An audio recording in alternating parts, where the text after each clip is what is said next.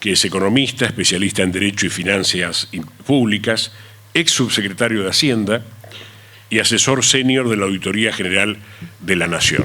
Cristian, buen día. Gracias. Buenos días. Gracias, Leo. Bienvenido a todos. Y justamente hoy, el 7 de junio, el Día del Periodista, ¿no? Un día importantísimo que se conjuga con el origen, ¿no? El periodismo tuvo un origen en lo que fue los primeros tiempos de la Revolución de Mayo, ¿no?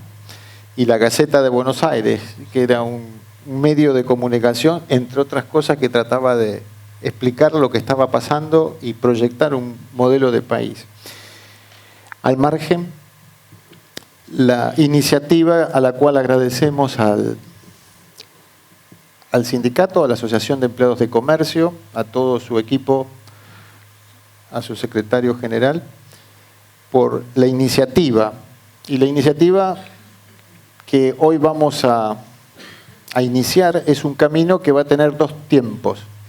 Un tiempo, el de hoy, en donde vamos a presentar a reflexionar sobre algunas cuestiones que, como decía Leo, no tienen que ver con la coyuntura o con el hoy, sino con el ayer y con el mañana. El ayer, que nos permite entender por qué estamos hoy donde estamos y qué características este hoy nos deja, pero fundamentalmente para poder pensar en el mañana y no quedarnos en el pozo del presente y en una descripción y un diagnóstico que a veces no tiene sentido.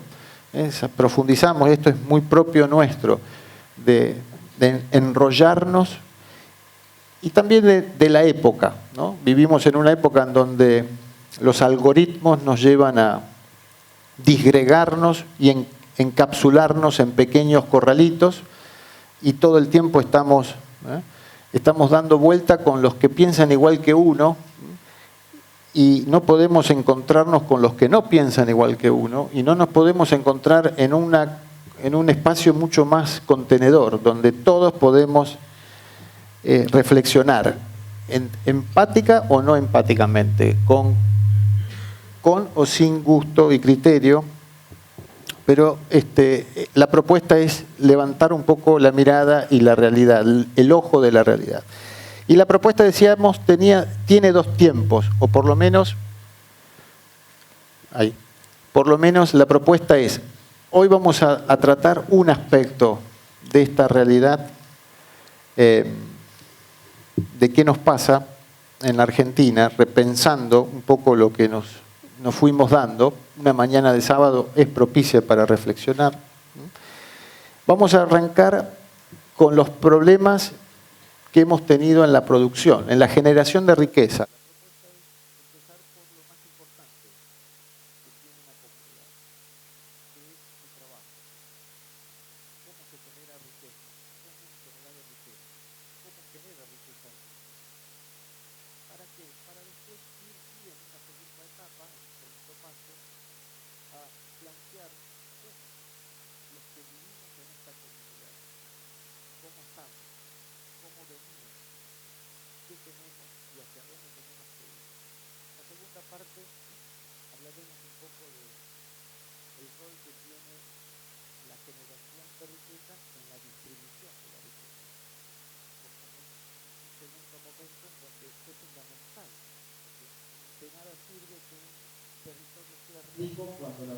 Que la habita sea pobre, que es un poco lo que nos está pasando como país.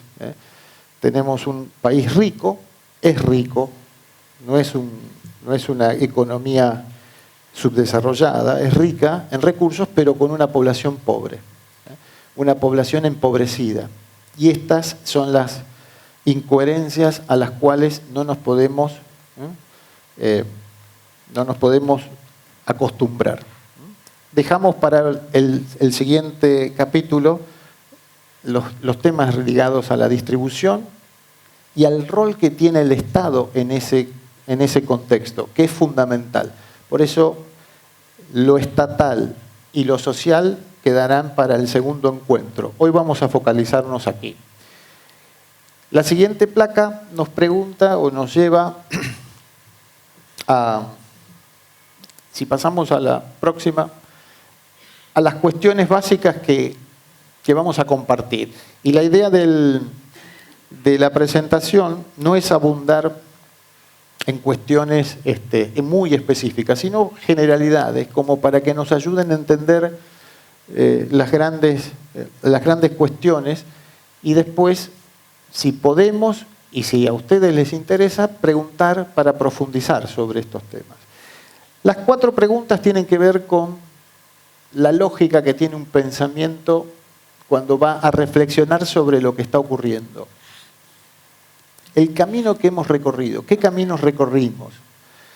El camino que recorrimos y que vamos a compartir es un camino que nace en 1983 y es totalmente discrecional haber cortado y haber puesto un punto de partida. Para no extendernos en el tiempo, podríamos irnos a 1976 o a 1955 o a 1945 o a 1890, como le gusta al presidente cuando habla del país, ¿no? Se va al siglo XIX a encontrar lo que a él le parece el modelo ideal de país.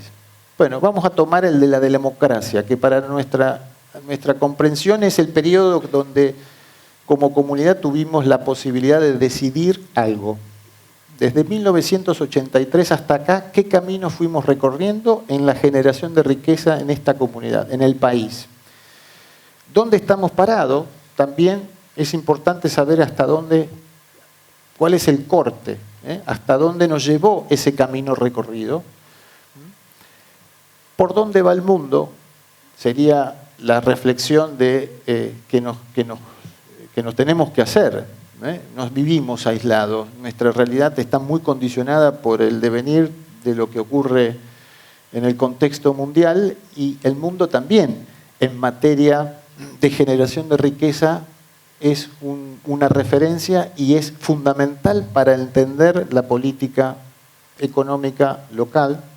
Y finalmente los cursos de acción, propuestas, que obviamente no se cierran en lo que vamos a hablar, pero sí abren los lineamientos hacia donde deberíamos orientarnos y dar algunas pistas de hacia dónde deberíamos proyectar, porque se puede salir, y esto es lo más importante. No es que estamos en una encerrona en donde no hay salida. Acá hay salida y depende de nosotros, no depende de nadie más. Es la voluntad y la decisión que podemos tener como comunidad de cambiar las cosas. Nadie las va a cambiar si no las cambiamos nosotros. Estas son las reflexiones que vamos a compartir en estos minutos y después damos lugar a que podamos, ¿no? Si te parece, Leo, sí, hacer preguntas y profundizamos. Pasamos a la siguiente. Empezamos por el camino recorrido. Vamos a arrancar. Y vamos a arrancar con algo muy claro que, digamos, desde lo económico es comprensible por todos. En economía hay un dato, hay un número que resume toda la potencia productiva que puede tener un país, que es el Producto Bruto Interno, que es una variable económica muy conocida por todos y que ayuda rápidamente a comparar. Compara países, compara en la historia, compara con el tiempo. El Producto Bruto Interno es todo el valor agregado y todo el trabajo contenido de una comunidad en un año. Por lo tanto, es la riqueza nueva que genera cada país o una comunidad durante un año. Es todo lo nuevo, no es lo usado, es lo nuevo. Por lo tanto, es la fuerza productiva en su máxima expresión. Este es el recorrido de la República Argentina en estos últimos 43 años, 42 años, desde 1983 a hoy. Este es el Producto Bruto de la Argentina medido en moneda constante, es decir, acá estamos haciendo una comparación como si estuviésemos parados hoy y viendo nuestra historia con los valores de hoy, para no distorsionarlo. Este es el recorrido.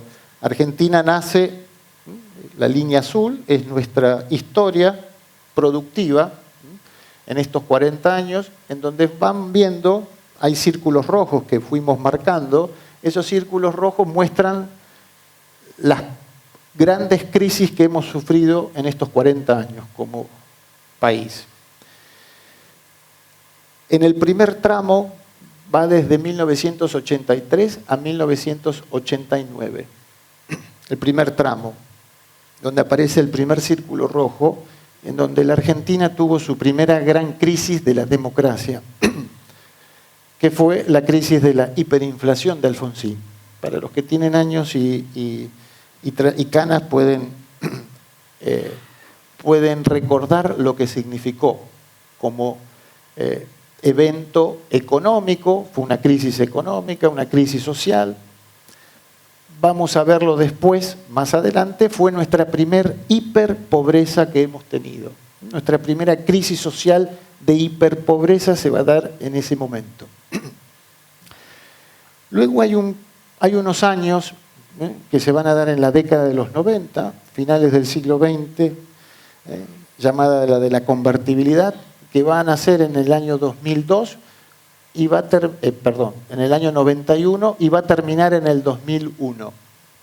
Esa década, que es el segundo periodo entre el primer círculo rojo y el segundo círculo rojo, en donde hay como una parábola donde pareciera que todo comienza bien y hay una declinación allá por 1998 con un descenso abrupto que termina en una megacrisis del 2001, donde aparece el segundo círculo rojo que dice fin de la convertibilidad. Hay una parábola en donde la economía crece, se triplica a lo que era la época de Alfonsín, la década de alfonsinista, y vuelve a caer. Hay una segunda fase, un tercer ciclo que va hasta al tercer círculo, que es el más extenso y el más importante en crecimiento, que se va a dar desde el año 2002 hasta el año 2017. Obviamente que hay en el medio caídas, hay picos de caída, pero que son rápidamente solucionados, hasta que llegamos a la tercera y gran crisis que tiene la Argentina, que se inicia en el año 2018 y con la pandemia se profundiza y se extiende hasta el año 2022. Ahí figura la tercera caída. Nosotros en estos 40 años hemos tenido 3 episodios trágicos.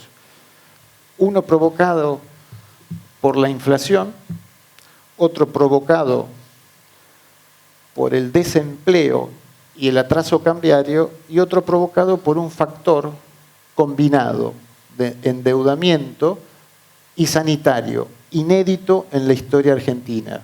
Nunca tuvimos una pandemia generalizada, ni la fiebre amarilla del siglo XIX tuvo estas características. O sea que realmente es la primera, sería evento extraño que tiene la economía, que combinado a los problemas locales dieron lugar a la tercera y más profunda de las 3 crisis que hemos tenido. Esta es la radiografía argentina en materia de riqueza.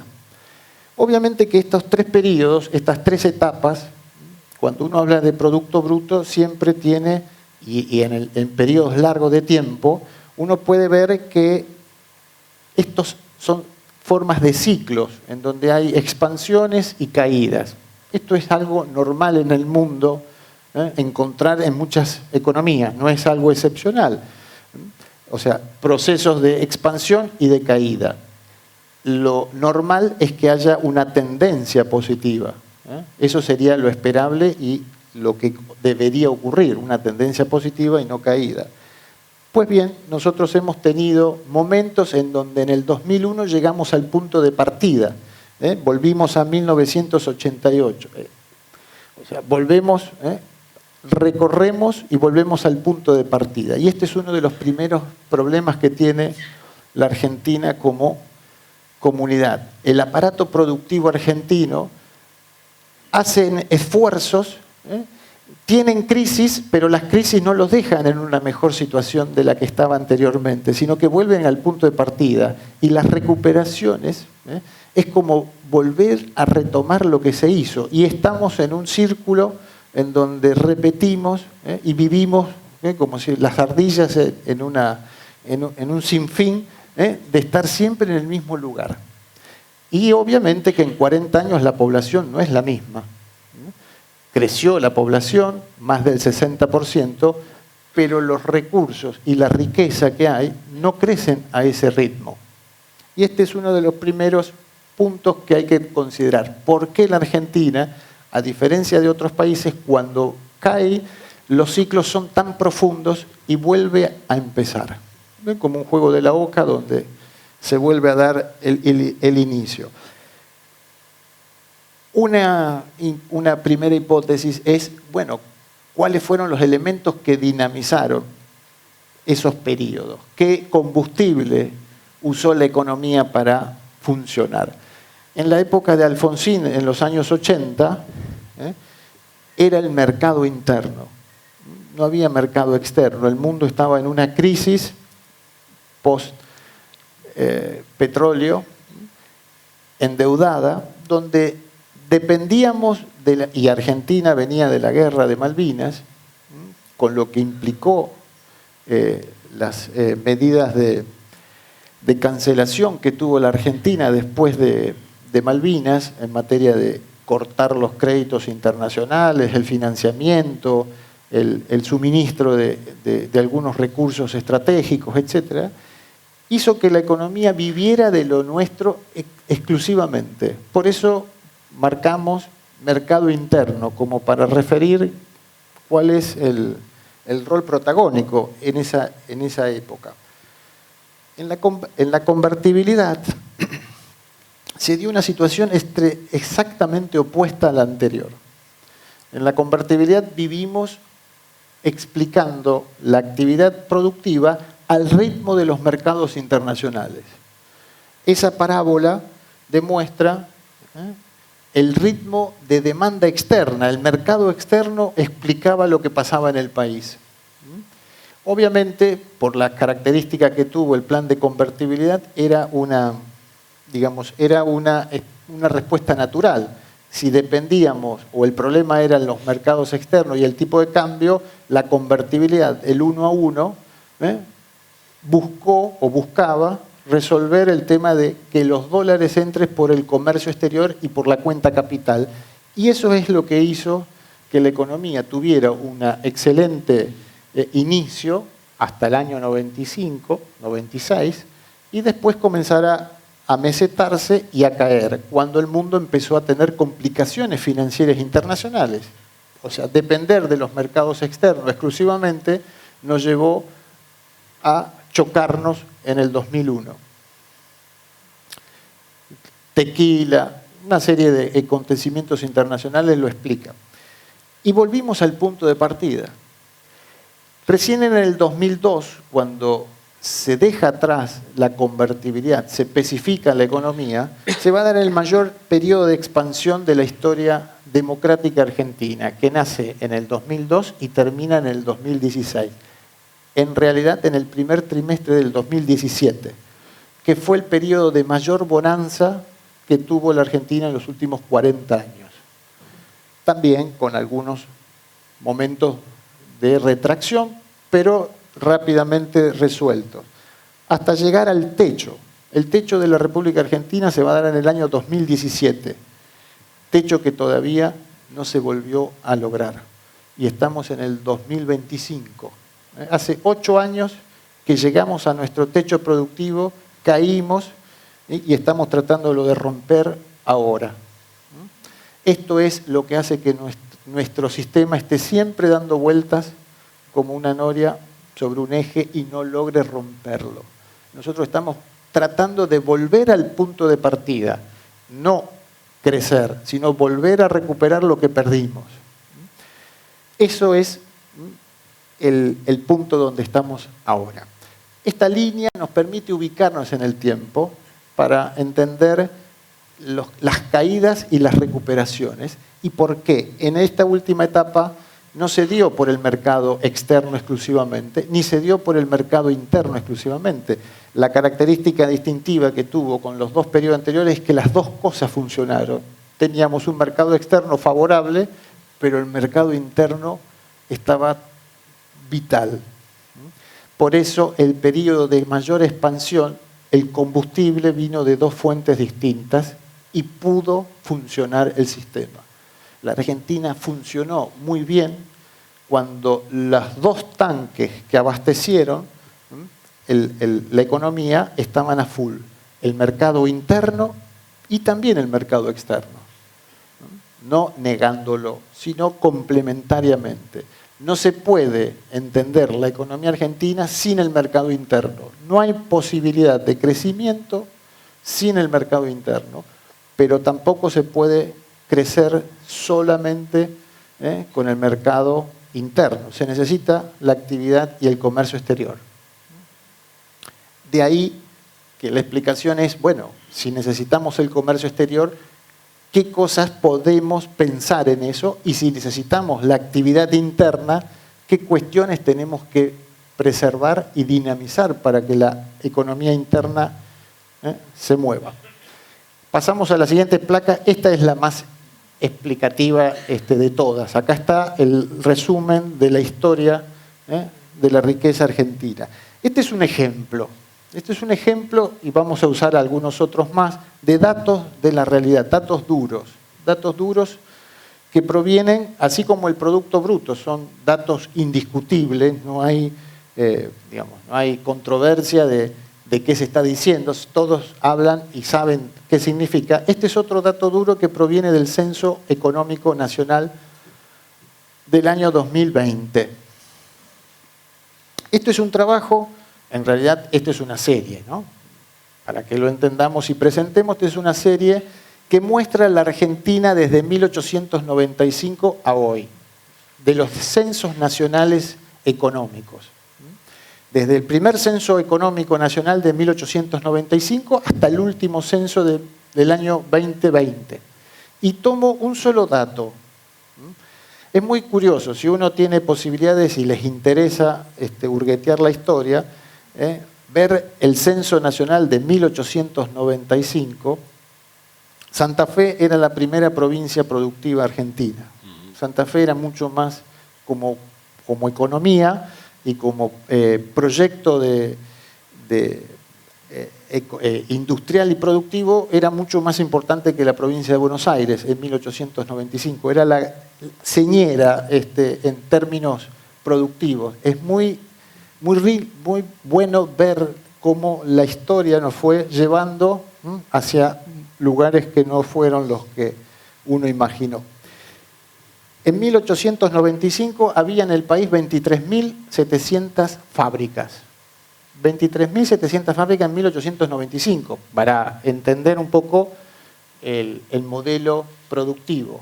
Esta es una variable. En el año 1963 habíamos tenido 124.000 establecimientos industriales. El desarrollo muestra en qué sectores, ¿no? O sea, todos estos datos que estamos presentando se pueden desagregar en qué tipos de actividades se está tratando el aparato productivo argentino. De 23.000 llegamos a tener 124.000 establecimientos industriales en 1963. En el año 2020 llegamos solamente a tener 36.345 empresas en la República Argentina. Lo mismo que teníamos en el año 1935. Cuando vemos datos duros, podemos corroborar lo que veíamos con una variable como el Producto Bruto, cómo la Argentina se encarga de destruir su proceso creativo y cíclicamente. Tenemos un tercio de lo que teníamos hace 60 años atrás en materia productiva, usando solamente una variable. Tenemos la misma cantidad de fábricas que en 1935, con el triple de la población. Esto no es no es la experiencia de Corea del Sur, no es la experiencia de Japón, no es la experiencia de Alemania, no es la experiencia de Francia. Ninguna economía desarrollada industrial, ni Brasil, ni México, tuvo esta secuencia y este recorrido. La siguiente, por favor. Esto es un dato. Vamos a ver este otro dato que lo pone más en perspectiva. La mano de obra industrial, para trabajar con un eje que es el productivo más relevante, que es el valor agregado del sector secundario. En 1973, datos del censo, eran 125.000 las fábricas que había en Argentina. Hoy son 36.000. Censo de 1973, 125.000 con 1,5 millones de trabajadores. 1,5 millones de puestos de trabajo en la industria. En 1973, cuando el país eran escasos 20 millones de argentinos. La relación para poner alguna referencia, la relación entre cuántas fábricas existían cada 1.000 habitantes, eran 5 fábricas cada 1.000 habitantes. Eso era lo que teníamos en la Argentina industrial. En 1973, la Argentina era el doble industrial, era el doble de lo que era Brasil, y era 4 veces lo que era España en esa época. Esa era la gloria del aparato productivo argentino, en donde la pobreza era del 5% y donde la indigencia no existía y donde el desempleo no existía. Esto para poner momentos en donde uno puede decir a dónde tenemos que ver de nuestra experiencia, no la de otros, de nuestra experiencia para ver en qué fallamos o a dónde encontramos el punto de quiebre. Esta relación de 5,4 pasó al 2020 a 0,8. Hoy no llegamos a una fábrica cada 1.000 habitantes. Se destruyó 5 veces la capacidad productiva del país. 5 veces. Este proceso de desindustrialización es único en el mundo. No hay casos en donde la curva, en vez de subir suavemente, caiga tan profundamente. 2019. El otro dato es el 2003, después de la convertibilidad. Bueno, había 2 fábricas cada 1.000 habitantes. Ojo, no es que el proceso viene deteriorándose al mismo ritmo.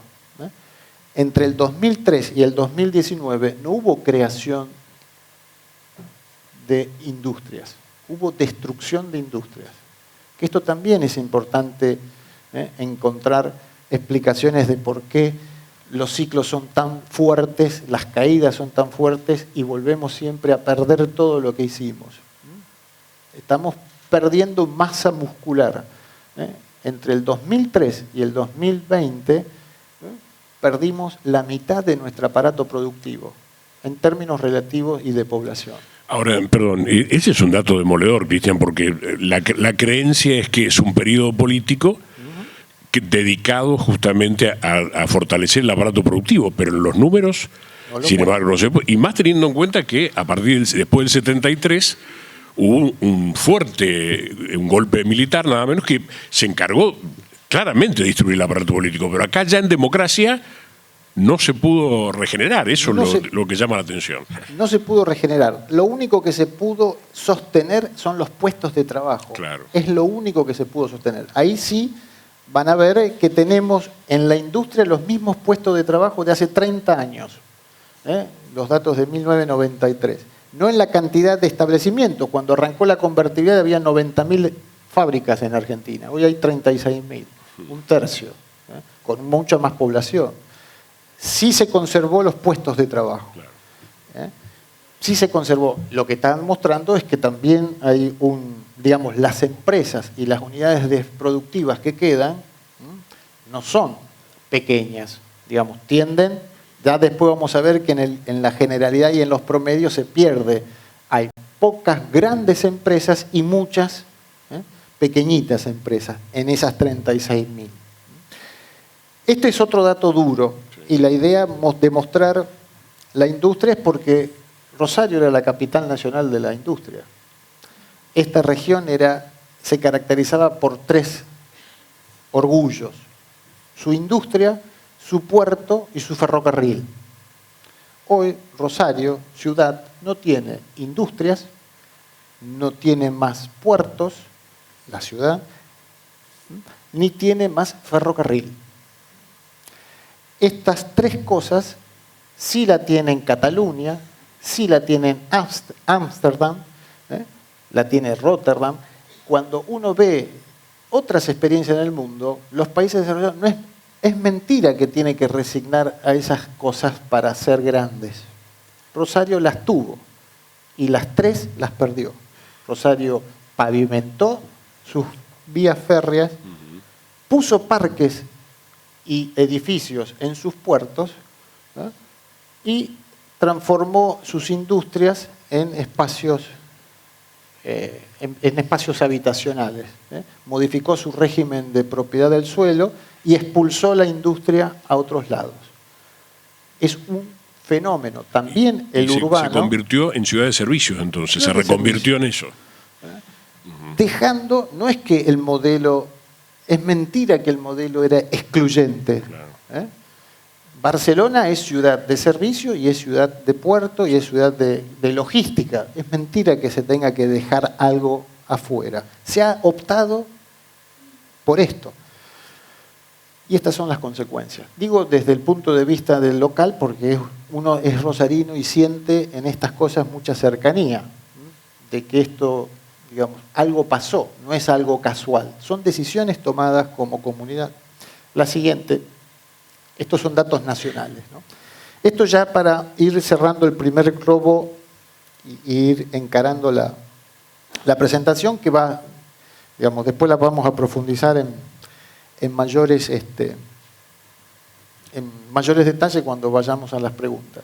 Acá está una serie de características que nos presentan el hoy. El hoy. Si uno tiene que, primero, destacar la Argentina como sistema económico, es muy volátil, muy endeble.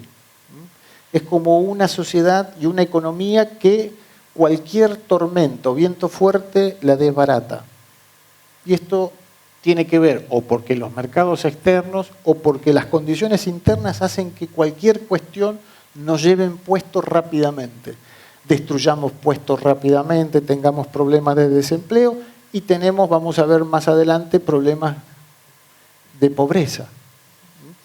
Y la pobreza tiene que ver cómo se genera la riqueza y quién se apropia de la riqueza y cómo se distribuye la riqueza. Tenemos una economía absolutamente endeble y hace que nuestras crisis las suframos mucho más que cualquier otro país. Nuestras capacidades de resiliencia son distintas, pero nos caemos con mucha facilidad ante situaciones adversas. Nos acostumbramos a vivir con incertidumbre. El argentino desarrolla capacidades de supervivencias especiales, y esto no es algo normal. Nosotros lo naturalizamos, pero no es normal la incertidumbre. Esta mañana escuchaba un análisis de que van a venir las inversiones en función de los resultados de las elecciones de octubre, ¿no? Como si las elecciones de octubre fueran mágicas y podrían resolver los problemas económicos argentinos. Es mentira, no van a llegar en octubre, no van a llegar en noviembre, no van a llegar en diciembre, no llegaron ahora, ni llegaron ayer. Eso no existe, pero naturalizamos que las incertidumbres se resuelven ahora por un acto electoral, como si votar para un determinado lado fuera la solución. Una cosa... Bueno, una prueba de que esas inversiones no van a llegar es este blanqueo desesperado que lanza el gobierno, ¿no? Bueno, pues es lo único que puede llegar a venir, digamos. Capital dudoso, digamos. Es lo único que tiene en la mano, sí, para decir que llegan capitales. Exacto. Claro. No hay divisas. No hay divisas. Los capitales no llegan, se están yendo. exactamente lo que no necesitamos. Necesitamos que vengan. Bueno, este año 2025 el flujo de capitales de inversión externa directa es negativo en la cuenta del Banco Central. La incertidumbre, la volatilidad, la ausencia de un plan de desarrollo que está resaltado con fuerza, ¿no? Si algo que uno tiene que empezar a entender de por qué cuando nos fue bien también fracasamos. Si el periodo de mayor expansión fue después de la convertibilidad, llegamos a nuestro techo productivo, o por lo menos a nuestra capacidad productiva, multiplicamos el doble o el triple nuestra riqueza, ¿por qué caímos? ¿Por qué volvimos a caer y caímos profundamente? Bueno, una primera impresión, una segunda impresión es, ¿y tuvimos alguna idea de proyecto de desarrollo en esa época? Fueron 15 años. No aprovechamos o no supimos, en todo caso, saber hacia dónde queríamos orientarnos, hacia dónde queríamos ir, qué modelo queríamos buscar. Pareciera, y por lo que pasó después del 2017, es que no lo tuvimos. No tuvimos un proyecto de desarrollo. No supimos hacia dónde queríamos ir. Evidentemente estábamos a merced de los vientos y los vientos nos volvieron a costar. No supimos aprovechar ese viento de cola. Perdón. Vamos a terminar con los oídos, con fonoaudiología. No supimos aprovechar el viento de cola. Evidentemente no se hicieron las reformas que había que hacer. Vamos a verlo más adelante. Tampoco se tomaron decisiones de política pública, de fuerte inversión en infraestructura. Tampoco se tomaron decisiones de reformas tributarias a fondo. Y obviamente que esa ausencia de modelo de desarrollo, de no saber hacia dónde va, bueno, los vientos nos llevan a cualquier lado. La escasa inversión, nuestro sistema productivo no atrae, hoy no atrae. La Argentina no es atractiva para ningún tipo de inversión externa, como lo fue hace 30 años atrás. A pesar del RIGI, las inversiones que vienen son las de YPF con algún socio externo. YPF, que es una empresa pública. Bueno, no es pública, es una sociedad anónima de participación estatal, pero el directorio está conducido por designado por el presidente, con lo cual las decisiones que toma la principal empresa argentina en materia energética, si no la toma ella, no hay sociedad que decida invertir. Hemos perdido participación en el contexto internacional, nos creemos que somos campeones mundiales de la soja, y ya la soja, no somos campeones mundiales de la soja, no somos campeones mundiales del aceite de soja, ni somos campeones mundiales de un montón de cosas que creemos que sí lo somos. Solamente en el fútbol hasta ahora somos campeones mundiales. Después el resto tenemos una idea en la cabeza, y esto también es importante como comunidad, muy equivocada de lo que realmente somos. Es como que nos vemos en el espejo y no vemos no entendemos lo que refleja el espejo. Y obviamente que hemos tenido una destrucción de lo que para mí es fundamental, que es la capacidad empresarial. Argentina ha demolido su capacidad empresarial. Hemos aniquilado, así como se pierden puestos de trabajo, también se pierden cerebros empresarios y son difíciles de recuperar. De las 500 empresas más grandes de Argentina, 362 son extranjeras. Nuestros directores de las compañías incluso ya ni tienen la amabilidad de mandarnos personas extranjeras. Contratan algún local que hable muy bien el inglés o el francés o los dos idiomas, y los ponen como gerentes generales. Y con un equipo de abogados, que tampoco es propio, sino que es contratado de tercero, tienen bajo control los negocios en Argentina. De las 500 empresas, de 3.500 que realmente valen la pena, la mayoría son empresas de capitales externos que no están conducidas en las decisiones por intereses argentinos. Con lo cual, no importa las características de nuestra realidad, sino los intereses de los directorios de Luxemburgo, de Madrid, de Nueva York, o de Tokio, o de Shanghái. Ahí las diferencias con Brasil deben ser enormes, siderales, ¿no? Me imagino. Sí. Siderales.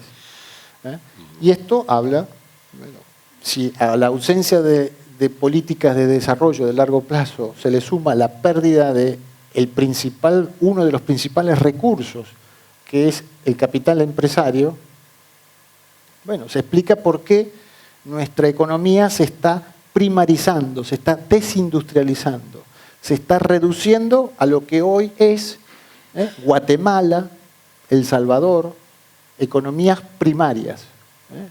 No Perú, porque también estamos como, no, nuestro destino no es Perú, es El Salvador o Guatemala. Es un poco más en Centroamérica el modelo. Social es Perú, pero económicamente estamos yendo hacia una economía totalmente primarizada y extractiva. La siguiente.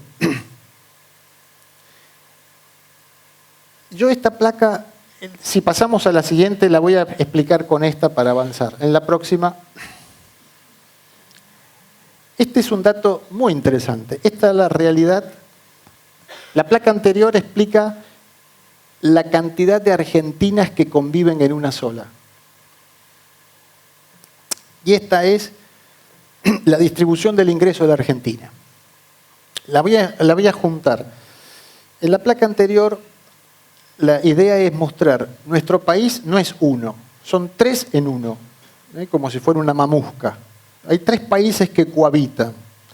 Un país altamente competitivo, un país totalmente marginal, informal y precario, y un país intermedio que está más o menos a la cola de las cosas que pasan en el mundo. Este país competitivo es para el 20% del empleo argentino. Hay un 20% del mercado laboral, unos 4 millones de trabajadores que están en el primer mundo, entre comillas. Y forman parte de los argentinos que están en la élite de la pirámide, el 3% de los que ganan 20 millones de pesos por mes, que es la clase alta argentina. Hay una segunda instancia que son la clase media alta, con un 7%, y un 20% que sería la clase media media.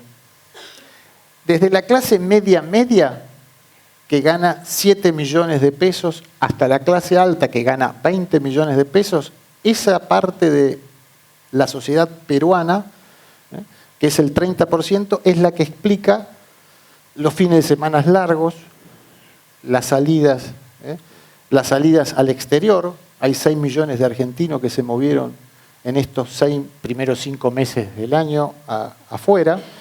Es la que se llevan los dólares para comprar consolas, teléfonos, iPhone, bueno, todo lo que se pide por una ventanilla al Fondo Monetario se sale por Mercado Libre, por Amazon y por las plataformas de turismo en la otra. O sea, entran dólares por un lado y la gente de este segmento se lo lleva por el otro. Esto es lo que explica el 30% del consumo. Esta es la Argentina 1. Después hay una Argentina de la C, el 50% de la población. El 50% de la población vive con menos de 1,5 millones de pesos ingresos mensuales. Esta es la economía, es de las 3 economías la más extensa en cantidad de gente, la que menos riqueza genera, por eso es la más empobrecida. Hay segmentos, un 30%, de ese 50 al 30, o sea, solamente el 30%, que tienen economía de subsistencia. Esto es el problema de la salada, por ejemplo, en Buenos Aires, la economía del conurbano, la economía de la subsistencia, los cuentapropistas, los chicos y chicas de los delivery, todo el fenómeno del autoempleo de subsistencia. No el autoempleo reproductivo o el del emprendedor, sino el empleo del servicio básico. Bueno, ahí estamos en un segmento ya no de 1,5 millones, sino de menos de 1 millón de pesos por mes de ingreso, el 30%. Esa economía argentina es una economía de subsistencia, es una economía muy similar, es un país, ese país se aparece a El Salvador o Nicaragua, contra un país que se parece a Barcelona, del 30% de arriba. Son los países que uno ve cuando camina por la calle.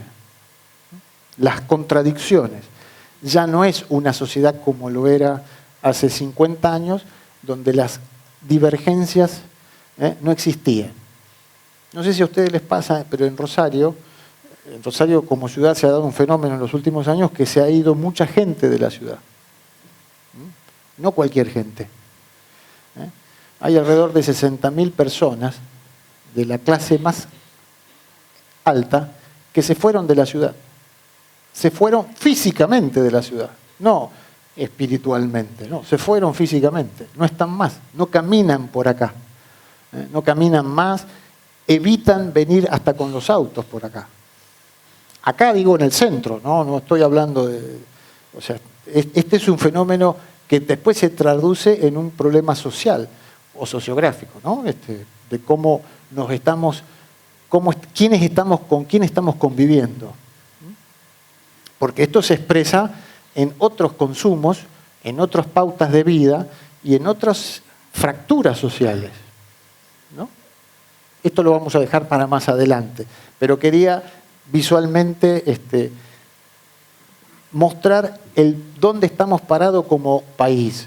Hay 3 Argentinas con 3 realidades distintas que viven a 3 tiempos distintos y que obviamente cuando hay 20 millones de personas que no llegan a ser no pobres, eso hace que nuestra economía y nuestro sistema productivo esté alimentando este segmento de la población, esta parte de la Argentina donde no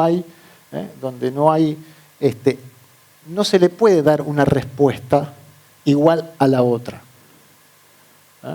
Esta Argentina no compra dólares, no tiene a la tasa de interés como referencia, o sea, 50% de la población, ninguna variable económica le salvo los precios de los alimentos, nada más. Pero sí el discurso le entra, evidentemente. Efectivamente. Si no, ese 50 podría tener poder de cambiar las cosas, ¿no? El aspiracional, dirían los estructuralistas, miran para arriba y quiero consumir el teléfono celular del que está arriba o usar la zapatilla del que está arriba, pero tengo que comer un sándwich de mortadela porque no tengo que comer. O sea, el contraste de esta distorsión, y no son conscientes de que esa situación puede permanecer para siempre si no hay una reversión. No hay una natural, bueno, esto va a cambiar naturalmente. No, esto no cambia naturalmente. Esto es el proceso de lo que se fue dando hasta ahora. Lo que hay que entender qué pasó para saber qué cosas hay que hacer para revertir esto. La siguiente, por favor. Estas son también fotos de ese espejo que nos gusta o no nos gusta ver. O si lo vemos, creemos que no somos los que estamos ahí. Argentina no son millones de empresas. De las 36.000 que mostrábamos ahí, 3.500, solamente 3.500 de esas 36.000, emplean el 44% de la fuerza laboral. El 1% de todas las empresas. Nosotros mostramos 36.000 empresas industriales.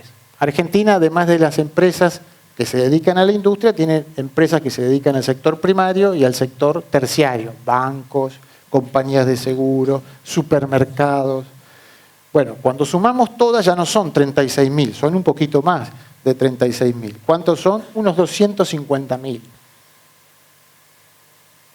No solamente las industrias, sino otras empresas. Bueno, cuando metemos a todas esas empresas, hay 3.500 entre bancos, compañías de seguros, industria, etcétera, 3.500 que emplean el 44% de la fuerza laboral. Es decir, el 1% de las empresas, un poquito más, emplean casi el 50% del empleo formal mejor pago de la Argentina. El 1%. El 99% emplean el 55% restante. Es decir, que la gran parte de la fuerza laboral argentina están en pequeñas, medianas, pequeñas, micros y son autónomos. ¿Por qué? Porque la Argentina, al ir perdiendo su proceso de industrialización, se fue desindustrializando, se fue desarmando y se fue primarizando y se fue simplificando la estructura productiva. El 86% de las unidades productivas son actividades de 1, 2, 3, 4, 5 personas. Solamente el 14% conservan la forma de una organización compleja, que pueden ser 10 personas en una SRL o en una asociación. El 14% es complejo, el 86% es simple, es de hecho o es unipersonal o es autónomo. Esta es la estructura de todo el país en todos los sectores productivos. Y de todas las empresas, el 1%, que son 3.500, emplean el 45% de la fuerza laboral. Son datos del censo económico. Esto es público y esto está al alcance de cualquier diputado, diputada o gobernador desde el año 2022. Tampoco es algo que se publicó recién, ya llevamos varios años. La antigüedad del aparato productivo, que este es otro interesante dato, ¿no? Nuestra fuerza empresarial tiene una antigüedad de 24 años. Es decir, que nació en la crisis de la convertibilidad. La convertibilidad fue como un cementerio y una cuna del nacimiento de nuestro aparato productivo actual. Promedio. ¿Qué significa el promedio? De que están algunas empresas como las de construcción, que tienen 14 años de promedio, o sea, las empresas constructoras argentinas tienen una antigüedad promedio de 14 años. Si lo tomamos es de principios de siglo, del siglo actual.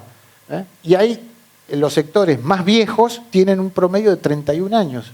¿Y esto qué significa? Y que cuando usted tiene un aparato productivo tan joven, no tiene elementos de aprendizaje interior que pueda utilizar ante situaciones de crisis.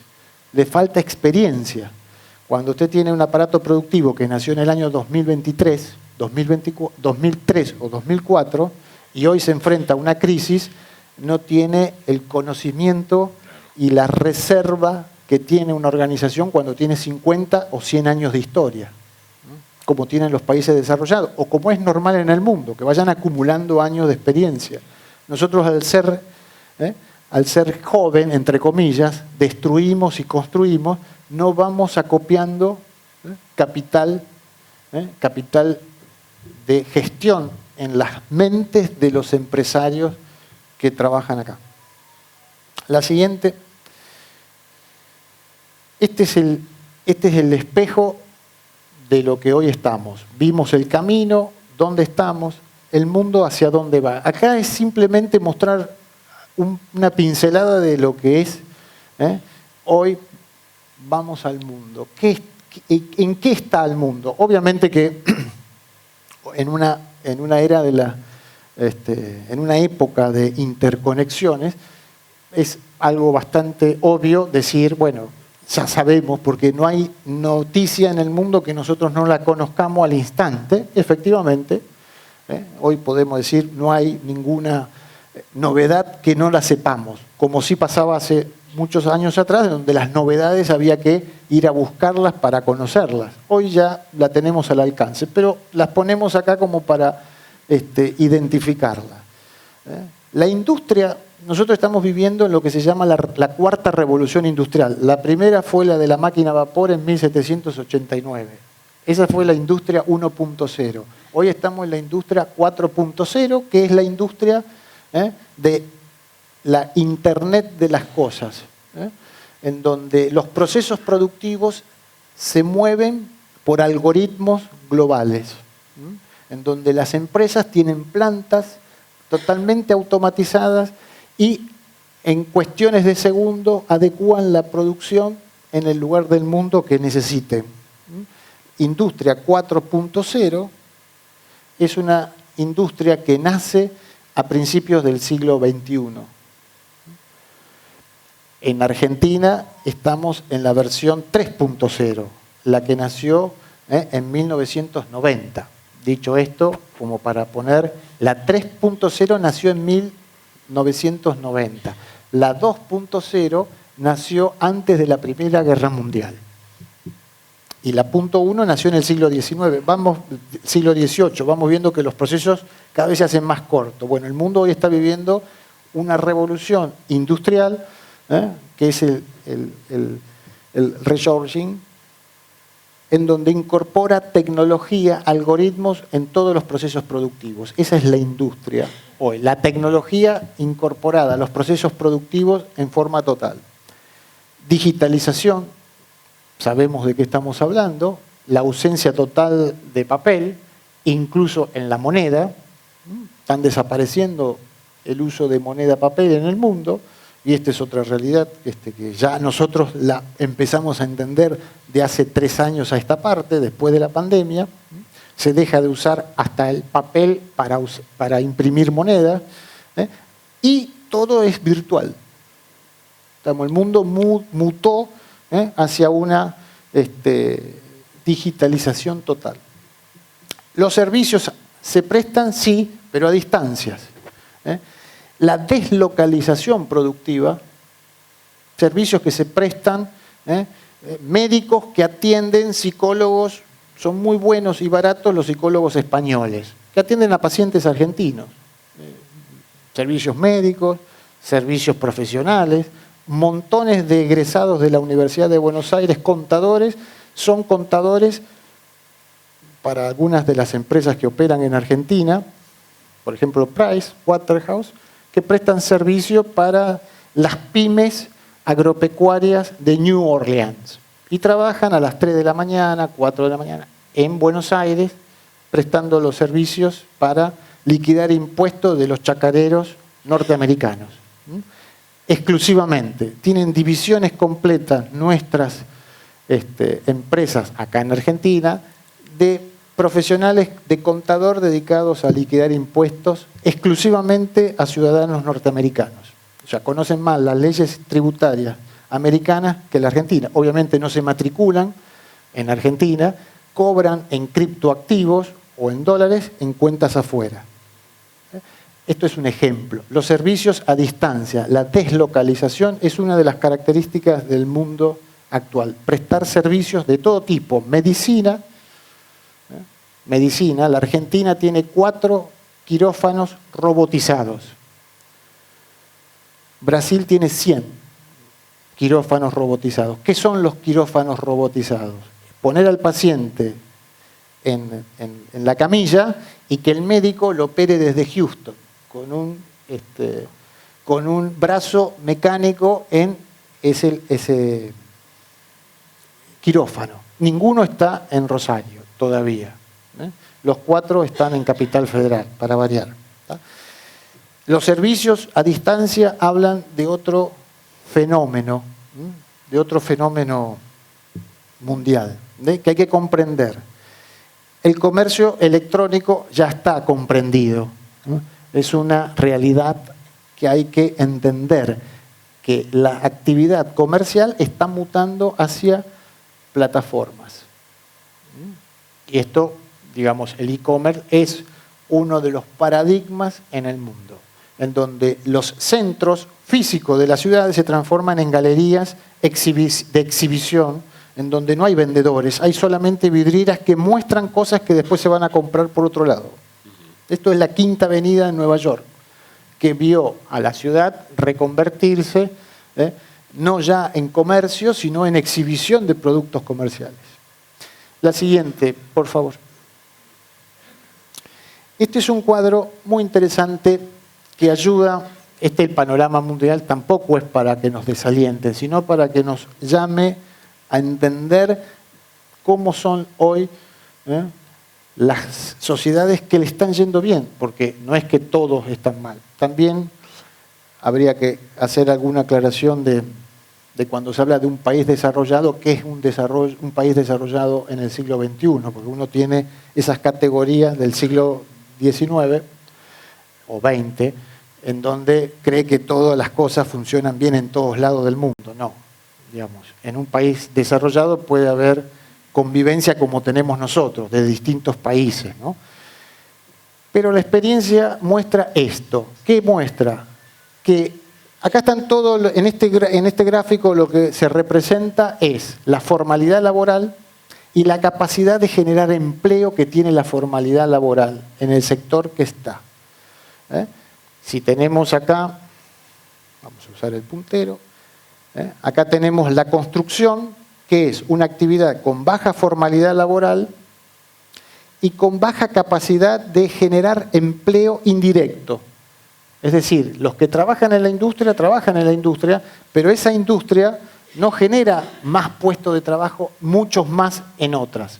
Hay una interacción, pero no. Esta es una baja formalidad laboral y una baja capacidad de generar empleo. Vamos a usar el otro extremo. Acá tenemos uno, acá tenemos otro, vamos a usar este que es grande. La industria. La industria es una actividad económica que genera mucho más formalidad que la construcción, pero es de todas,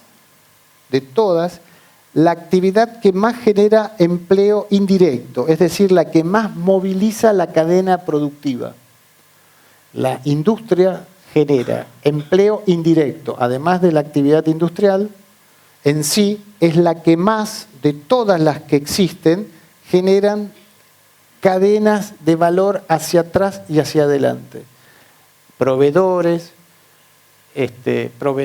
servicios laborales, hacia adelante, comercio, servicios. La industria es madre de cadenas hacia adelante y hacia atrás en generación de empleo, más que el transporte, más que los bancos, más que las empresas mineras o las empresas gasíferas, que son las que comparten este club de formalidad laboral y generación de empleo, y si la comparamos con hoteles, construcción, la actividad agropecuaria, bueno, esta le quita a todas un mes de ventaja. De manera que acá es donde uno puede ir encontrando algún tipo de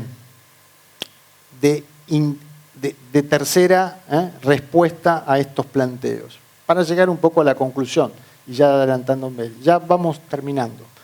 La siguiente, por favor. Bueno, esto ya entramos a las preguntas de qué tenemos que hacer, o qué podemos hacer. Si tenemos que generar riqueza en un mundo especial, ¿con qué podemos enfrentarnos? ¿Y qué cosas tenemos? Porque no es que no tengamos capacidades operativas. Bueno, el mundo necesita de todas estas cosas y que Argentina las tiene. Productos primarios, alimentos y bebidas, química, petroquímica e industria farmacéutica nacional.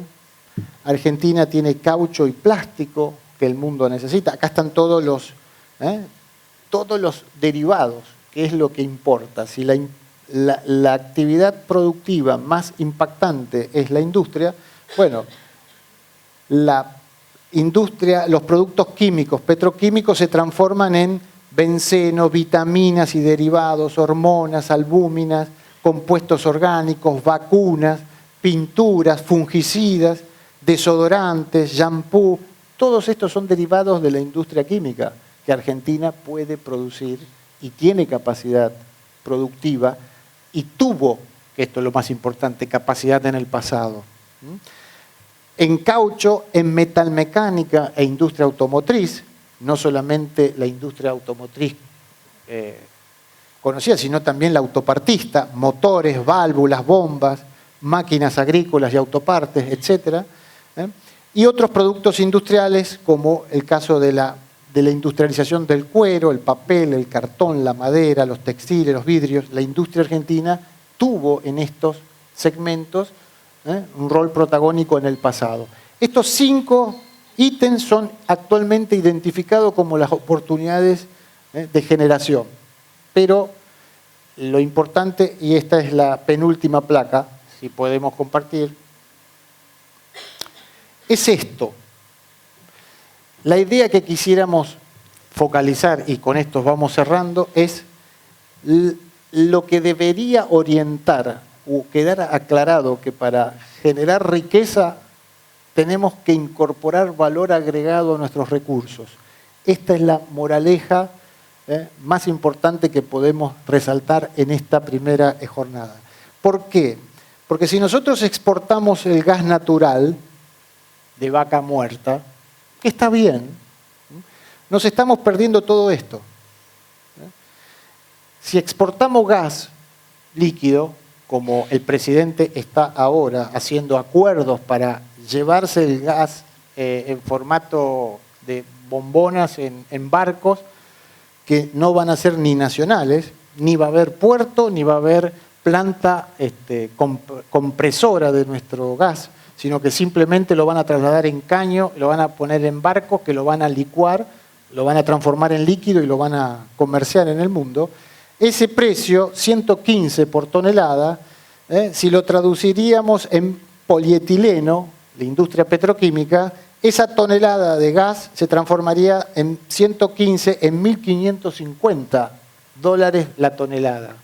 Y esto el mundo lo podría producir. Si tenemos el recurso escaso, podríamos generar la industria correspondiente. Pero si nos quedáramos en esto solo, nos perderíamos en otro número, que es la industria del packaging, en donde a la tonelada de plástico se la paga $3.000, no 1.500 o 100.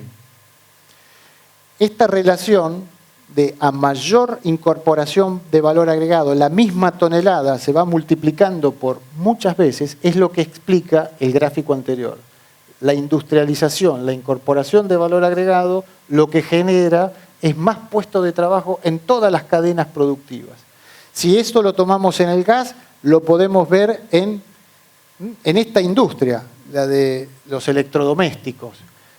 Si tomamos el mineral de hierro, que Argentina no produce, $190 la tonelada, el acero laminado llegó a valer $1.400 la tonelada. Sí, Argentina lamina el acero, pero si producimos y vendemos rollos de laminados, nos perdemos de una tonelada por $1.400, nos perdemos de producir $17.000 que sale una tonelada de máquina agrícola, una sembradora o una cosechadora. $17.000 contra 1.400. Este es el ejemplo de cómo la incorporación de valor agregado motoriza otros segmentos. Y estamos hablando de gas natural, que Argentina tiene, y estamos hablando del laminado de acero, que Argentina tiene y exporta. Y gracias a Trump no vamos a exportar más. ¿Por qué? Porque nos puso aranceles a uno de los mercados más importantes consumidores de acero argentino que teníamos, que eran los Estados Unidos. Por lo tanto, si uno tiene que pensar en cuáles son las salidas, bueno, hay otros elementos. Ocurre que para que todo esto funcione hay que tener en claro un proceso, un proyecto para que claro, esto pueda... Eso te iba a preguntar, es decisión política, digamos, ¿no? Porque más allá de que los otros países juegan, como Estados Unidos poniendo aranceles y demás, es decisión política argentina agregar este valor. Exacto. Nosotros vivimos totalmente, es decisión nuestra. Y esto es lo que a veces entramos a confundir, de que dependemos o estamos pendientes de las decisiones de otros y analizamos nuestra realidad en función de lo y perdemos esta capacidad de entender de que nosotros tenemos que pasar de una posición pasiva a una reacción y una postura activa de qué queremos hacer. El mundo no nos van a decir a nosotros, o en todo caso nos van a decir según sus intereses y conveniencias, qué necesitan de nosotros. De nosotros necesitan el gas licuado adentro de un barco. No te preocupes para qué lo vamos a usar. Vos poneme el poroto de soja, no me preguntes qué voy a hacer. Vos poneme el laminado de acero de campana, no me preguntes qué hago. ¿Tá? Este es el chip que hemos perdido en términos comunitarios, ¿no? Hemos perdido este sentido y razón de ser. Por eso, la desindustrialización, y ahora sí pasamos a la última placa, es el antídoto que hay que revertir en esto. ¿Por qué? Porque para tener más comercio necesitamos industria. Para tener más servicios necesitamos industria. Hay como unos apotegmas que hemos incorporado, dogmas que hemos incorporado y repetimos como un loro, ¿no? Nosotros no necesitamos de industria. Con el servicio nos basta. Mentira. Necesitamos de las dos cosas. No, el campo es lo que nos va a salvar. La ciudad no. No, necesitamos de las dos cosas. Y estas son las antinomias que nos vamos poniendo como comunidad, ¿no? El campo versus la ciudad. Necesitamos las dos cosas. ¿Es la industria, los servicios? No, necesitamos las dos cosas. ¿Es el puerto o la ciudad? No, necesitamos las dos cosas. Si se puede convivir, es una mentira y una trampa en la que nos vamos poniendo como comunidad, creer que las opciones están siempre en contra nuestra y tenemos que tomar la que equivocadamente nos perjudica. Por esto, y esta sigue la placa final, el antídoto de este primer encuentro, ¿hacia dónde va la generación? La respuesta es, hemos perdido un rumbo, que está claro, nos hemos debilitado como comunidad, como aparato productivo, no hemos simplificado.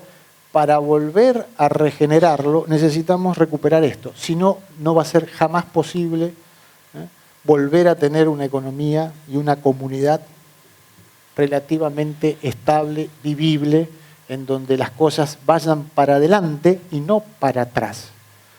Porque esta es la sensación que tenemos y que no es una sensación, una realidad. Argentina está en un proceso de pendiente hacia abajo, no hacia arriba. Y la idea, bueno, o la propuesta es pensar por qué llegamos a esto. Bien, a veces reflexionar o establecer preguntas puede llegar a darnos alguna pista de cómo solucionar. Obviamente que esto no es una sencilla receta que, bueno, mañana la tomamos y punto, requiere muchas otras consensos, pero si no la tenemos, definitivamente no vamos a recuperar jamás un camino que en alguna vez supimos recorrer. Y esto es lo que nos entristece como comunidad. No es que no lo tuvimos. Claro. Lo tuvimos y lo perdimos, pero se puede recuperar.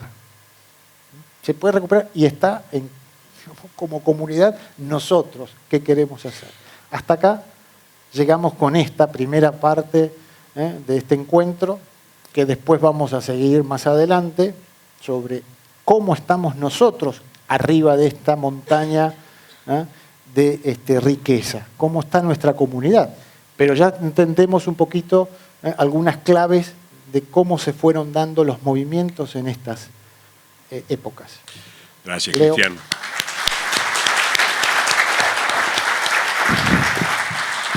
Ahora tenemos un espacio para algunas preguntas que quieran hacer. Yo ya tengo una primero, estoy acá, aprovecho que estoy acá más cerquita, que tiene que ver con esto que decías, Cristian, de el campo o la ciudad, y vos decías el campo y la ciudad. ¿Cómo se resuelve ahí la tensión, por ejemplo, cambiaria del tema del dólar? Que al campo le sirve un dólar alto, quiere un dólar alto, y la industria necesita un dólar más barato para poder ser competitiva y demás. ¿Cómo se resuelven esas contradicciones?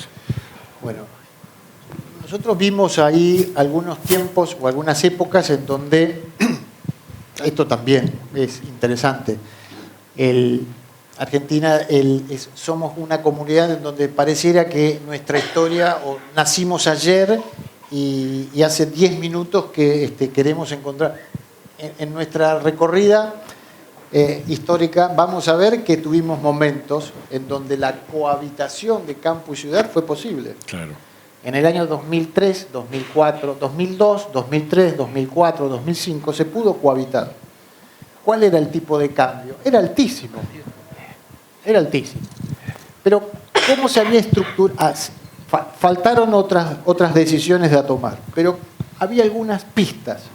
¿Cómo se puede convivir si el campo me pide un dólar alto y los servicios y la industria me pide un dólar bajo? Bueno, había un tipo de cambio oficial y un cambio paralelo.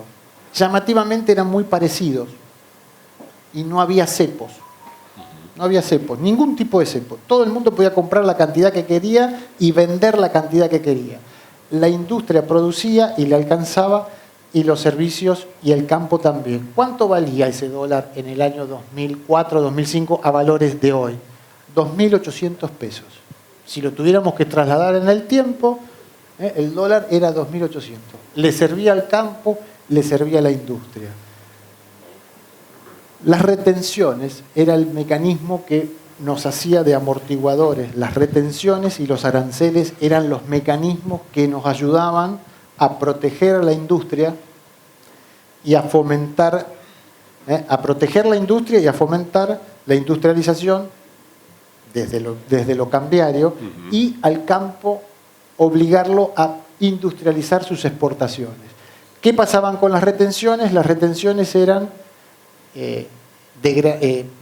descendientes de acuerdo a la cantidad de valor agregado que tenía. Si uno exportaba soja en porotos, era un impuesto del 20%. Ahora, si exportaba el biocombustible, era del 6% la retención. La orden que le daba la economía era: usted incorpore valor agregado, que en vez de pagar el 20 va a pagar el 6 y le devolvemos el 5% de impuesto. Por lo pronto, prácticamente había una devolución integral de los derechos de exportación. El incentivo era a incorporar mano de obra, valor agregado a la soja. ¿Para qué? Para que en vez de exportar poroto de soja se exportaran combustibles, toneles de biocombustible a Europa. ¿Qué era lo que se exportaba? Ese era un ejemplo de cómo podés compatibilizar campo e industria, y dándole un tipo de cambio paralelo, un tipo de cambio a los dos que en paralelo pudieran funcionar. Es posible combinar los mundos. Cuando hay interés de combinar todo, cuando no hay interés o hay decisión de ir hacia uno y dejar de lado al otro, obviamente que no hay.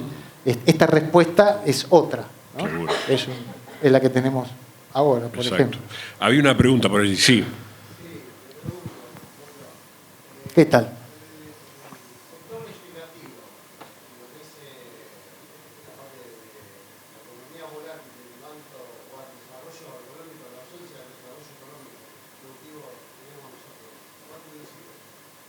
Lo legislativo nuestro. Las leyes. Y mira, son claves porque son las reglas de juego que te terminan moldeando el comportamiento. Si vos tenés, si vos tenés desde el punto de vista de las instituciones legales una orientación hacia un lado o hacia el otro, vos terminás orientando las fuerzas productivas hacia un lado o del otro. Hoy Argentina ha tenido un camino muy errático en cuanto a hacia dónde enfocarse. No hay una orientación. Nosotros siempre hemos puesto, como comunidad, el carro siempre adelante del caballo, en términos normativos. La norma viene a consolidar un proyecto. Si vos no tenés en claro el proyecto y las normas las vas sacando porque sí, obviamente que hoy van a ser proteger el ahorro, mañana va a ser castigar el ahorro, pasado va a ser blanquear, después va a ser castigar al evasor. O sea, estamos a los barquinazos yendo con las normas, obviamente sin sentido, porque no tenemos como comunidad en claro hacia dónde tenemos que ir. Exacto. Sí, hay una parte del sector legislativo que hay un proyecto, por ejemplo, para agregarle valor al litio, lo que decía Cristian en esta cadena, un paso más del litio, aumenta no sé cuántos dólares también la tonelada. Ese proyecto está en la Cámara de Diputados. Ahora, no prospera, porque no hay es de Julia Estrada el proyecto. Que ha hablado incluso con gente de la cadena productiva del litio, pero no prospera porque no hay plafón político, no hay consenso político y porque el gobierno está interesado en otra cosa, además, ¿no? Acá, Leo. Sí, no veo quién. Ahí. Hola, buenos días. ¿Está abierto ya? Ya está el micrófono, claro. Perfecto. Bien. Buenos días, le Buen decía. día. Un gusto. Esencialmente, me parece que nos movemos en dos líneas históricamente, que es el eterno mercado, y en esta coyuntura estamos en una sociedad que apunta a primarizar todo a través de los servicios y la patria financiera. De ahí la importancia de la conclusión industrializar, industrializar, industrializar. Ahora bien, en la medida que no hay un plan estratégico para un país donde las dirigencias, hablo de las dirigencias no solamente de la política, sino la sindical y las distintas áreas que componen nuestra sociedad, que mancomunadamente puedan renunciar de alguna manera a la teoría de que el mercado manda todo, que era lo de Adam Smith más o menos, ¿no? Y entrar en cosas que ya en los años 50 se veía que era la famosa teoría de los juegos, donde apunta a que la comunidad puede resolver la situación. Y nuestra comunidad está acéfala. Arrancamos con que ya las reformas laborales que propone el ministro de Trabajo de Alfonsín y se destruye ese proyecto donde podríamos democratizar tal vez las estructuras sindicales para darle participación en las decisiones de gobierno o en las decisiones, como decía acá el compañero, hacia el poder legislativo para influir en el desarrollo de leyes que protejan la industria nacional, que es madre de todo. Me quedó confuso el tema de la construcción, porque habitualmente se habla de que la construcción es madre de industria, que genera a través de otras áreas como la metalurgia, el cemento, etcétera. Me gustaría que eso me lo aclare, porque entra en contradicción con el ítem allá industria. ¿Y qué pasaría entonces? ¿A través de qué podríamos reformar el criterio de patria financiera, desindustrializar y servicios? ¿Qué camino tendríamos que tomar para meterle a nuestra comunidad la idea de llegar de que sin industrias no hay país? Está claro. Gracias. Sí, gracias a usted. Lo de la construcción, claro, es un punto interesante, porque todos tenemos, como dice el señor, tenemos incorporado este tema de que claro, la construcción dinamiza todo, ¿no? Vamos a empezar por ahí, que es la parte más concreta. No es que la industria, la construcción no genere, no demande o no dinamice otras industrias, lo hace. Lo que estamos hablando acá es la cantidad de empleos que se puede, el impacto que se puede generar. Y la construcción lo genera, pero no tanto como actividades más sofisticadas como las industriales. Eso es digamos, un punto. El otro es que la construcción, a diferencia de la industria, genera más puestos de trabajo en la actividad en sí. Entonces, la actividad en sí, con la, digamos, con la atracción de las provisiones, es lo que hace el efecto que uno sienta y uno conoce, y es real, de cuánta movilización de recursos humanos genera la construcción, a diferencia de la industria. La industria tiene un efecto multiplicador en otras cosas. Por ejemplo, en los servicios financieros. Una industria, un aparato industrial bueno va a generar muchas compañías de seguro, muchos bancos, muchas instituciones financieras. La construcción no va a generar o no va a tener ese efecto multiplicador en esas otras cadenas. Sí la vas a tener o sí la va a tener en los indirectos de la provisión de la construcción, los hierros, los vidrios, etc. Es un efecto multiplicador hacia otras áreas de la cadena, hacia adelante y hacia atrás. La construcción tiene hacia atrás, pero no tiene hacia adelante. La industria tiene a los dos, la logística, el servicio, hay que exportar lo que se produce en la industria, camiones, transporte. La construcción no me permite movilizar hacia adelante. Movilizo los ladrillos hasta la obra, pero después el departamento no me lo llevo a otra localidad. ¿Se entiende la comprensión? O sea, la capacidad reproductiva del empleo hacia adelante y hacia atrás, que tiene una y la tiene la otra. No es que no la tenga la construcción, sino que la tiene limitada. Y volviendo a la otra... Lo de la patria financiera. La patria financiera, sí. Bueno, son decisiones. Nosotros recortamos muchos aspectos de esta foto para no, confundir ni tampoco extenderla, pero es evidente que una industria necesita un sector financiero, obviamente, porque sin crédito no hay capacidad de acumulación de capital, ni hay capacidad de consumo. O sea que el sector financiero no es que hay que excluirlo en esta, en esta dialéctica que nosotros planteamos, esto sí, esto no. Se necesita acorde a esto. Cuando usted no tiene en claro o no tiene puesto el interés en industrialización, es exacerbar un órgano del sistema económico, como es el sistema financiero, que es absolutamente estéril para lo que se necesita. O sea, si uno tiene un pedazo del cuerpo extremadamente desproporcionado, es un defecto que tiene, no es una virtud. Nosotros tenemos un sistema financiero desproporcionado para lo que necesitamos, porque financia al Estado con endeudamiento y no financia. Uno se puede comprar, para ponerlo, una zapatilla en 18 cuotas, pero una casa se la tiene que pagar en una sola cuota. O sea, estas son las locuras que tenemos como sistema, cuando en el mundo lo normal es al revés. Usted compra un par de zapatillas en una cuota y una casa en 40 años. Eso es el sistema financiero operando como corresponde y lo necesita. Argentina no tiene sistema financiero.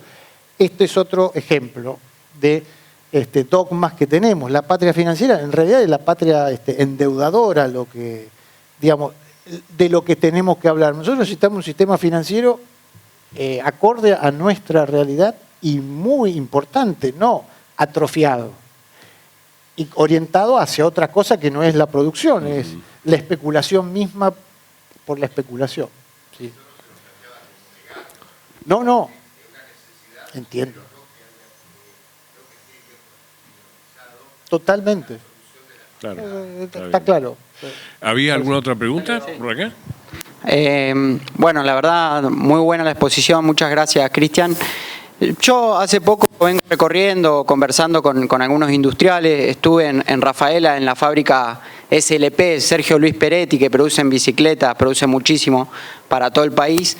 Y él me contaba algo que me pareció interesante, que en 2008 fabricaron manubrios, fabricaban cuadros, o sea, había una política industrial. Pero desde la apertura de importaciones del macrismo, nunca más pudo fabricar y hoy ensambla. Tiene 200 empleados, exporta a Uruguay, pero en realidad lo que es una buena planta ensambladora, si tienen el diseño de la bici y demás.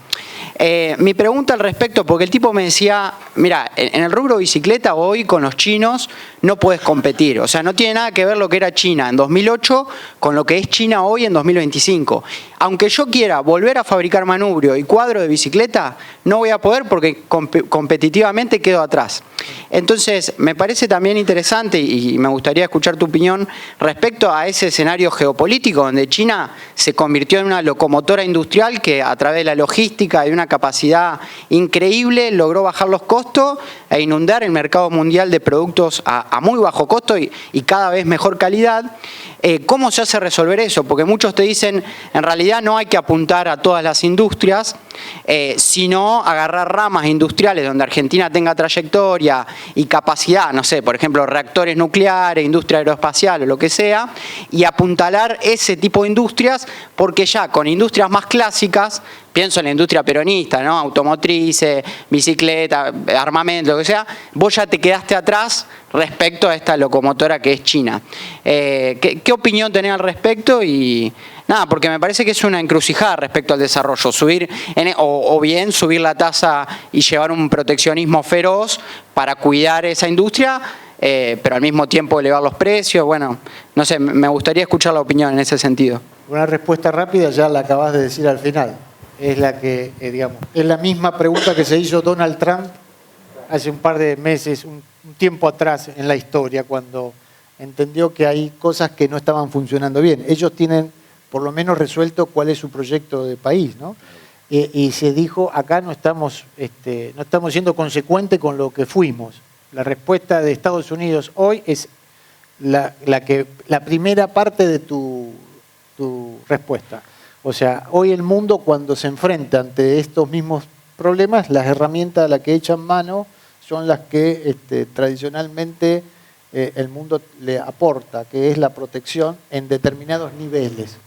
Esa sería una, pero hay otras más o menos más sofisticadas o menos conocidas que podrían perfectamente ser aplicadas, como la que mencionábamos antes de los años del 2003, 2004, 2005, en donde la protección natural era un tipo de cambio acorde a la capacidad generadora de divisas que tenía la Argentina. Argentina en el 2005 acumulaba reservas a lo pavote, al tal punto que en el año 2006 pudo pagar la deuda externa con el Fondo Monetario. No es por revalorizar lo que pasó el gobierno de ese momento, pero son datos de la realidad. No tenía cepo, que es la preocupación que hoy tiene el presidente y que va y que viene. No había inflación, no llegaba a 2 dígitos la inflación, el salario real crecía, había empleo en crecimiento, flanco crecimiento. Rosario vivía el boom de la construcción, que nunca en su historia volvió a repetir por esa época, millones de metros cúbicos construidos en la ciudad de Rosario. O sea, y uno dice, ¿qué pasaba? No pagaba la deuda externa o pagaba la deuda externa que necesitaba. Esto lo vamos a ver más adelante, ¿no? Que hace que acomode las deformidades del sistema económico y lo pongan en su justa medida, ¿no? Pero una segunda parte es, bueno, hay que revisar algún esquema, un esquema de política económica que haga que las actividades que se tienen y se puedan desarrollar se generen. Hubo 2 casos exitosos de la época post-convertibilidad que uno puede tomar como, mirá qué pasó, cómo hizo Argentina y le fue bien en esas 2 cosas. Lo que pasa es que Argentina no son 2 sectores económicos, somos 47 millones de personas. Pero Marcos Galperín nace en esa época. Mercado Libre en Argentina nació en el 2003-2004. ¿Por qué? Y porque se hizo una política de protección a la industria de tecnologías. Y la segunda fue la de biocombustible. Argentina llegó a ser uno de los primeros 3 productores mundiales de biocombustible. Esa también se dio en esa época, en el 2004, 2005, 2006. Industrias tecnológicas y biocombustible. Se tomó como ejemplo. Lo que pasa es que un modelo de país no puede ser producir mercado libre, plataformas o biocombustible, es algo más complejo, pero fueron 2 decisiones que se tomaron y resultaron positivas. Y la política cambiaria, fiscal y además los estímulos correspondientes hicieron que fueran muy buenas. De hecho, Mercado Libre es la empresa argentina, o que opera en Argentina más grande, pero su sede no está más acá. Este hombre decidió irse del país. Y biocombustible, las condiciones del mundo y la posición argentina no es la misma que teníamos hace 10 años atrás. Pero al margen, fueron 2 industrias que se dinamizaron cuando se pusieron en línea las políticas públicas con la macro. Porque esto también es importante. Hay otro de los dogmas que se ha instalado en los últimos tiempos, es que la macro tiene que tener vida propia e independiente de lo que pasa en la realidad. Entonces hay que arreglar la macro como que la micro no le importara a nadie y que lo que pase, lo que pase. Y no, las 2 cosas se pueden hacer al mismo tiempo. La macro y la micro. No hay que desentenderse de la realidad de la industria de la bicicleta o de la industria de... A mí me tocó sancionar la ley de promoción de las motos. la producción de motos en la Argentina se hizo por un régimen especial en los años 2008-2009. Se juntaron todas las empresas armadoras y fabricantes de automotos y ensambladoras para producir motos en Argentina. Argentina producía una ínfima cantidad de motos. ¿Por qué? Porque el proyecto hace 15 años atrás era que esta sociedad iba hacia la motorización, claro, no a la automatización. La gente iba a usar motos, no autos. Y de hecho patentan más motos que autos hoy. Al margen, no es porque eso sea un gran logro, sino porque hoy la gente no tiene familia con 5 hijos, entonces se moviliza en otras formas. Y la moto es un medio de movilización barato y acorde a la forma y el estilo de vida. Bueno, se promocionó el régimen de industria de la moto. O sea, uno se puede dar, si tienen claro el objetivo, la orientación de cómo encararlo con la macro y la micro. Esto es, digamos, un poco la respuesta. La otra es la de Donald Trump metiendo aranceles para a los guadañazos tratar de evitar que la producción china los acople. El caso que tengo para decirte a esta empresa que vos conocés es que el escenario internacional no va a ser muy amigable porque los chinos van a decidir orientar o reorientar sus exportaciones a los países que no lo maltraten, y nosotros no somos precisamente un país que nos encerremos hoy. Por lo tanto, acá va a tener que afinar más el lápiz, porque la importación y los bienes, con este tipo de cambio, con esta política y el contexto internacional, iba a ser muy difícil que los actores locales sigan viviendo y reconvirtiéndose. Este no es el modelo, definitivamente. Bueno, gracias a todos. Muy bien, muchas gracias por la presencia. Gracias, Cristian. Nos encontramos la próxima, gracias a la Asociación de Empleados de Comercio.